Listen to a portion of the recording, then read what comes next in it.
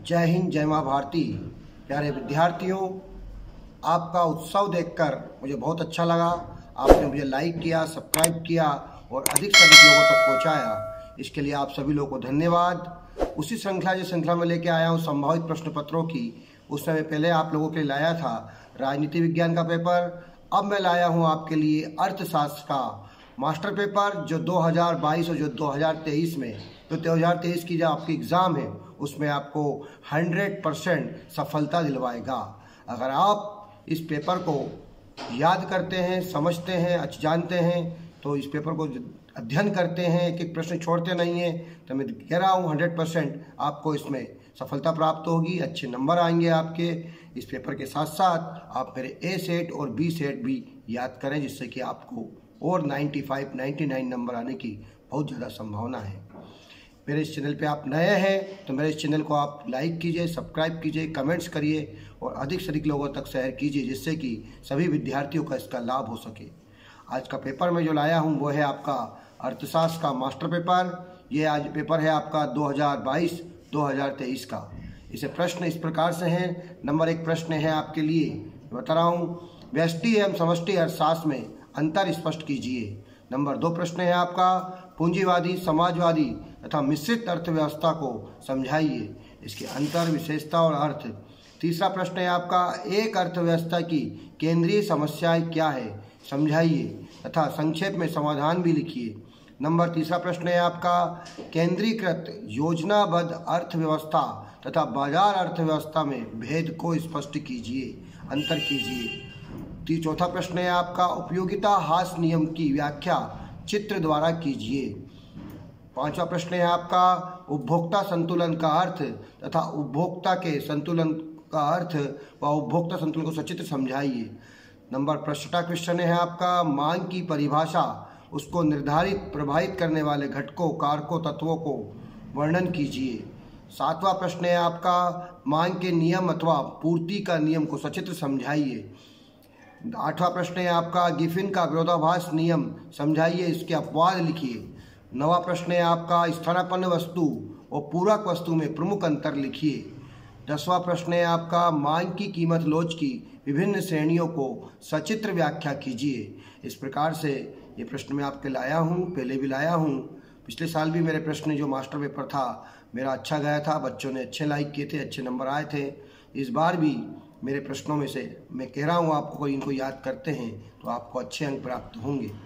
साथ ही मेरे त्रैमासिक, अर्धवार्षिक जो परीक्षा इस समय हुई थी उसमें नोट्स में से बहुत सारे प्रश्न इस बार आए हैं और भविष्य में भी वार्षिक एग्जाम में भी बहुत कुछ प्रश्न आने की संभावना है। जो मैं पढ़ाता हूँ, जो समझाता हूँ, वो अधिकतर आपको देखने को मिलते हैं। नोट्स तो पढ़ाते ही हैं, नोट्स के साथ साथ हम अन्य बातें भी विषय के बारे में समझाते हैं, पूरी पुस्तक का अध्ययन कराते हैं। पुस्तक के अलग भी हम कोशिश करते हैं कि आपकी तैयारी अच्छी हो, जिससे कि कॉम्पिटिशन एग्जाम की तैयारी करें तो अच्छी सफलता प्राप्त करें। 11वां प्रश्न है आपका, हल सीमांत उत्पाद का नियम या परिवर्ती अनुपातों का नियम चित्र द्वारा स्पष्ट कीजिए। प्रश्न नंबर 12वां है आपका, पैमाने के प्रतिफल से आप क्या समझते हो, पैमाने के प्रतिफल की अवस्थाओं का चित्र सहित वर्णन कीजिए। प्रश्न नंबर 13 है आपका, कुल लागत, औसत लागत एवं सीमांत लागत को उदाहरण सहित समझाइए। नंबर 14 है आपका, लागत वक्र यू आकार के क्यों होते हैं, समझाइए। स्थिर लागत और परिवर्तनशील लागत में अंतर लिखिए। 16 प्रश्न है आपका, अल्पकालीन तथा दीर्घकालीन लागतों को समझाइए।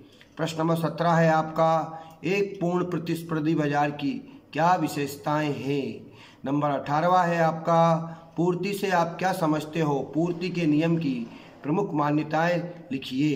प्रश्न नंबर 19वां है आपका है, पूर्ति की लोच को प्रभावित करने वाले तत्व व कारकों को बताइए। प्रश्न नंबर 20वां है आपका, अल्पकाल एवं दीर्घकाल में एक फर्म का पूर्ति वक्र किस प्रकार का होता है। आपने देखा पिछले प्रश्न भी अपने अच्छे रहे थे। मैं इन प्रश्नों को समझने के लिए, जानने के लिए आप हमसे संपर्क कर सकते हैं। हमारा मोबाइल नंबर नीचे दिया गया है 9406555505। इस पर आपको हमारे नोट्स और हमारे टीचरों के द्वारा आपको गाइड किया जाएगा, जिससे कि आपको अच्छे से अच्छे नंबर आने की संभावना है। प्रश्न नंबर 21 है आपका, बाजार से क्या आशय है, बाजार की प्रमुख 5 विशेषताएं लिखिए। प्रश्न नंबर 22 है आपका बाजार मूल्य तथा सामान्य मूल्य में प्रमुख अंतर लिखिए। अब 23वां क्वेश्चन है आपका उपभोक्ता वस्तु एवं पूंजीगत वस्तु किसे कहते हैं, वस्तुओं और सेवाओं में प्रमुख अंतर लिखिए। 24वां क्वेश्चन है आपका स्टॉक एवं प्रवाह में प्रमुख भेद व अंतर लिखिए। क्वेश्चन नंबर 25वां है आपका राष्ट्रीय आय लेखांकन से क्या अभिप्राय है, इसकी कोई एक परिभाषा दीजिए। खुली बंद अर्थव्यवस्था से क्या आशय है, ये समझाइए। क्वेश्चन नंबर 27 है आपका प्रश्न नंबर सकल घरेलू उत्पाद तथा सकल राष्ट्रीय उत्पाद में प्रमुख अंतर लिखिए। प्रश्न नंबर 29वां है आपका भारत में राष्ट्रीय आय में वृद्धि हेतु कोई 5 सुझाव दीजिए। क्वेश्चन नंबर 30वां है आपका राष्ट्रीय आय में दोहरी गणना की क्या समस्या है, उदाहरण सही समझाइए। क्वेश्चन नंबर 31वां है आपका वस्तु विनिमय का अर्थ एवं परिभाषा प्रमुख गुण लिखिए। क्वेश्चन नंबर 32वां है आपका मुद्रा के प्रमुख कार्यों का उल्लेख कीजिए। 33वां प्रश्न है आपका मुद्रा एक अच्छी सेविका है किंतु बुरी स्वामिनी है, इस कथन को स्पष्ट कीजिए। क्वेश्चन नंबर 34वां है आपका केंद्रीय बैंक व्यापारिक बैंक में प्रमुख अंतर लिखिए।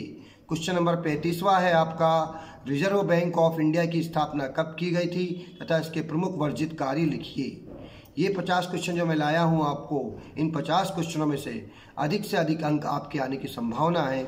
इनको याद कीजिए, समझिए, जानिए। इसके लिए मैं अगला भाग और आपके लिए लाने के लिए कोशिश करूंगा जिसमें कि इनके उत्तर हो सकते हैं। आप मेरे चैनल को सब्सक्राइब करें, लाइक करें, कमेंट्स करें और अधिक से अधिक लोगों को शेयर करें, जिससे मुझे एनर्जी प्राप्त हो और मैं आपके लिए अच्छी चीज़ें इसमें लेकर आऊँ। अगला क्वेश्चन है 36वां आपका समग्र मांग तथा समग्र पूर्ति में अंतर स्पष्ट कीजिए। क्वेश्चन नंबर 37वां है आपका रोजगार के परंपरावादी तथा कीन्स के सिद्धांत का तुलनात्मक अध्ययन कीजिए। प्रश्न नंबर 38वां है आपका पूर्ण रोजगार संतुलन एवं अपूर्ण रोजगार संतुलन में क्या अंतर है। क्वेश्चन नंबर 39वां है आपका अत्यधिक मांग तथा अभावी मांग में 4 अंतर लिखिए। क्वेश्चन नंबर 40वां है आपका राजस्व प्राप्ति तथा पूंजीगत प्राप्ति से आप क्या समझते हो, इसमें प्रमुख अंतर लिखिए। प्रत्यक्ष कर व अप्रत्यक्ष करों से आप क्या समझते हो, इसके प्रमुख अंतर लिखिए। क्वेश्चन नंबर 42वां है आपका बजट की परिभाषा देते हुए इसके प्रमुख 4 तत्व लिखिए। क्वेश्चन नंबर 43वां है आपका राजस्व व्यय और पूंजीगत व्यय में भेद कीजिए। क्वेश्चन नंबर 44वां है आपका बजट के प्रमुख प्रकारों के नाम लिखते हुए किन्हीं 3 को स्पष्ट कीजिए। आप हमारी कोचिंग पर आते हैं, कोचिंग पर पढ़ते हैं, कोचिंग का अध्ययन करते हैं, तो मैं कहना चाहूँगा आपको कि हमारी कोचिंग न्यूनतम शुल्क में अधिक से अधिक देने का प्रयास करती है।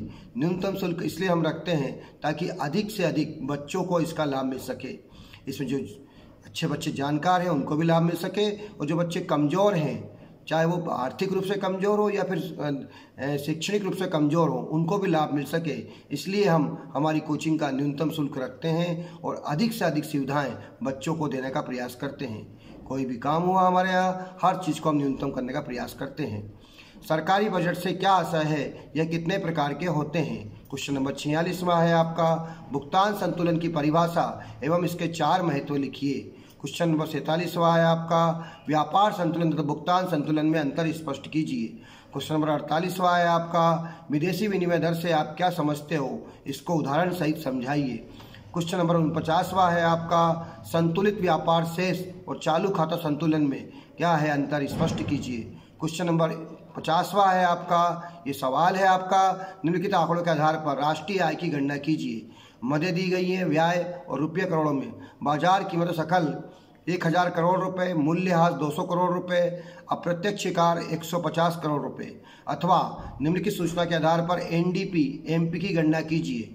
जीडीपी एमपी आपकी 6000 करोड़, मूल्यह्रास आपका 500, एनएफआई आपकी -100 करोड़ रुपए है। देखिए विद्यार्थियों, मैंने आपको ये 50 क्वेश्चन दिए हैं। आप लगभग सभी लोग इनको याद करते हैं तो आपको अच्छे नंबर आएंगे। नई बैच हमारी प्रारंभ होगी 1 जून 2023 पर प्रातः 10 बजे से। आएँ आप लोग, न अपने नए विद्यार्थियों को भेजें, आपके जो सीनियर जूनियर विद्यार्थीगण हैं उनको अवश्य हमारी कोचिंग पे भेजें, जिससे कि वो सफलता प्राप्त करें और अच्छे अंक लेकर आए। धन्यवाद, शुभकामनाएं आपको नव शिवरात्रि की। आगे और भी मैं इसी प्रकार के आप लोगों के लिए प्रश्न लाता रहूँगा। मेरे चैनल को आप सब्सक्राइब करें, लाइक करें, कमेंट्स करें। जय हिंद, जय माँ भारती।